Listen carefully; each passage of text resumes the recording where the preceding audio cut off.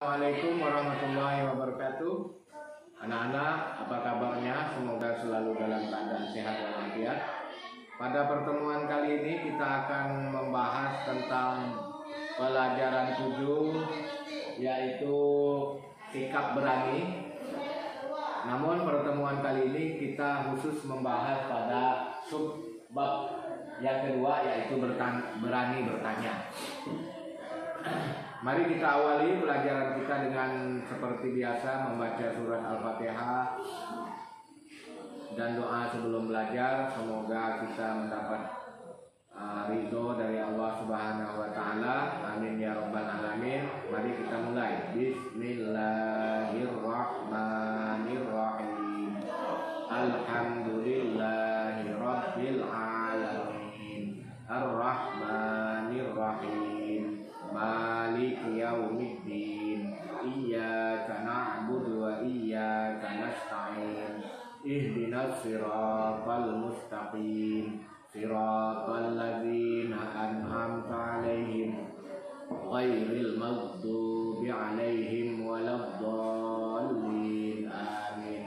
Raditu billahi rabba wa bil islami dina wa bi Muhammadin nabiyya wa rasula. Rabbi zidni ilma warzuqni fahma. Amin. Baik anak-anak, kita mulai pelajarannya. Pada pertemuan kali ini kita akan membahas tentang berani bertanya. Ada 4 hal yang akan kita bahas pada pertemuan kali ini. Yang pertama, kita meyakini hadis tentang menuntut ilmu. Ada kaitannya dengan sikap berani bertanya, yaitu hadis tentang menuntut ilmu. Ada sebuah hadis yang perlu kita pelajari dan kamu pahami pada pertemuan kali ini, yaitu hadis tentang menuntut ilmu. Kata Nabi Muhammad SAW, Rasulullah SAW bersabda, menuntut ilmu itu wajib bagi laki-laki dan perempuan. Itu hadis ya. Menuntut ilmu wajib bagi laki-laki dan perempuan. Nah, di dalam hadis ini dapat kita pahami bahwa menuntut ilmu itu hukumnya wajib, baik bagi laki-laki maupun perempuan. Jangan kira laki-laki tidak perlu menuntut ilmu, perempuan saja, atau sebaliknya, perempuan tidak perlu menuntut ilmu, di dapur saja. Nah, itu kata Nabi, laki-laki dan perempuan wajib menuntut ilmu. Jadi kita harus dapat meyakini, kita yakin bahwa menuntut ilmu itu diperintahkan oleh Rasulullah SAW. Kemudian yang kedua, kita memasuki menyebutkan hukum menuntut ilmu. Jadi di dalam hadis tadi sudah dapat kita pahami bahwa menuntut ilmu itu hukumnya wajib. Kemudian yang ketiga, sikap berani bertanya dalam menuntut ilmu. Nah, ini yang penting, yang terkait dengan berani bertanya. Mengapa sikap berani bertanya di dalam menuntut ilmu ini harus kamu pelajari? Karena ada pepatah mengatakan berani bertanya sesat di jalan. Kalau orang yang tidak mau bertanya di jalan, dia tidak paham, dia lewat di jalan, dia tidak paham, lalu dia tidak berani bertanya, malu bertanya, maka dia akan sesat terus.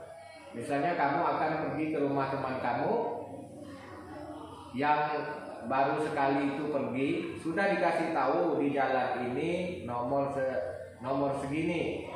Misalnya di jalan Ahmad Yani nomor 52 misalnya. Kamu sudah lewat di situ, cari nomornya, mana nomornya? Tidak ada, tidak ketemu. Kamu malu untuk bertanya. Setelah bolak-balik baru bertanya. Setelah bertanya bahwa nomor 52 ada di belakang sedikit, memang tidak nampak dari jalan. Nah, kan begitu. Coba dari awal tidak tidak malu bertanya dari awal. Setelah jangan biarkan kamu bingung terlalu lama, bertanya langsung, kan tidak sesat akhirnya. Nah ini sikap berani bertanya dalam menuntut ilmu ini perlu kamu terapkan di dalam dirimu. Kalau ada hal-hal yang belum dipahami, tanyakan kepada guru, baik di dalam kelas maupun di luar kelas. Kita misalnya dalam memahami pelajaran lupa tentang hadis menuntut ilmu. Tadi sudah Bapak sebutkan, menuntut ilmu wajib bagi laki-laki dan perempuan. Itu hadis dari hadis Nabi. Kalau kamu lupa, tanya saja, Pak, bagaimana bunyi hadis tentang kewajiban untuk menuntut ilmu? Nah, tanyakan. Jangan dikarang-karang sendiri dengan kalimat sendiri. Kemudian di dalam pelajaran ini juga kita terkait dengan berani bertanya ini. Kamu harus mampu menerapkan perilaku rajin belajar, ya. Rajinlah belajar agar benar-benar kamu mendapatkan ilmu yang betul-betul utuh, seutuhnya, tidak separuh-separuh. Nah, dikaitkan juga dengan sikap berani bertanya. Jadi ini pelajaran kita sebagai rangkumannya. Di dalam pelajaran ini kita memahami hadis tentang kewajiban menuntut ilmu, kemudian memahami bahwa menuntut ilmu itu hukumnya wajib. Selanjutnya berani bertanya dalam menuntut ilmu itu adalah sikap yang mendukung kita dalam menuntut ilmu, ya. Yang keempat berikutnya, perilaku rajin belajar ini harus diterapkan agar kamu tetap mendapatkan ilmu yang benar-benar utuh dan sempurna, ya. Demikian pelajaran kita pada pertemuan kali ini. Mari kita akhiri dengan bacaan hamdalah. Alhamdulillahirabbil alamin. Assalamualaikum warahmatullahi wabarakatuh.